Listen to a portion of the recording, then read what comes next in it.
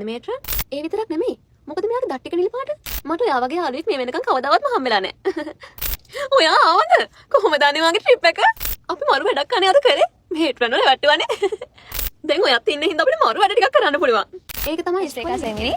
Dubbing කියන්නේ මගේ ජීවිතේ ටර්නින් පොයින්ට් එකක්.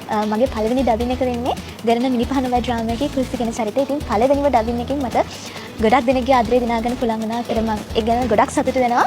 ඉතින් මෙලෝඩි ටවර් සීරීස් එකේ මගේ කැරක්ටර් එක තමයි අයිරින් කියන්නේ. අයිරින් කියන්නේ රැට හීනෙන් ඇවිදින රැට හොරෙන් කන කැරක්ටර් එකක්. මම ඇත්ත ජීවිතේ නම් එහෙම නෑ. ඒ වගේම තමයි අයිරින් සින්දු කියනවා.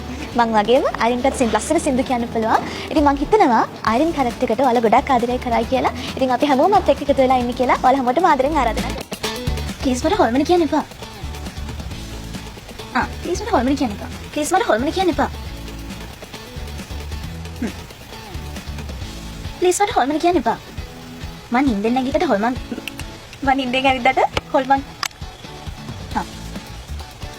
මං නිින්දෙන් ඇවිද්දට හොල්මන් කියලා જાතියක් නැහැ කියලා ඔප්පෙන්නේ නැහැ. මම නිින්දෙන් ඇවිදලා හොල්මන් කියලා જાතියක් නැහැ කියලා ඔප්පෙන්නේ නැහැ. මම සමාලි මට වයස අවුරුදු 18යි. මම ආවේ අනුරාධපුරයෙන්. ඩබින් කියන්නේ මගේ ජීවිතේ හීනයක් වෙලා තිබ්බ දෙයක්. ඉතින් මම අද එතන ඉන්නවා. මේ හීන ජීවත් වෙනවා.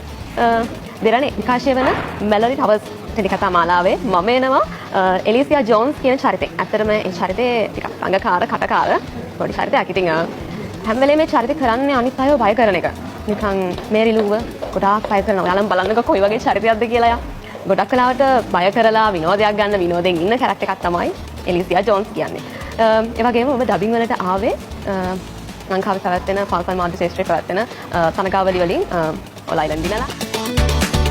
මොන දේ වුණත් මේට්‍රන්ට කලින් අපි රයිට් ඔෆ් කරේ නැත්නම් මේට්‍රන්ගෙන් අපිට බේරෙන්න හම්බෙන එකක් නැහැ.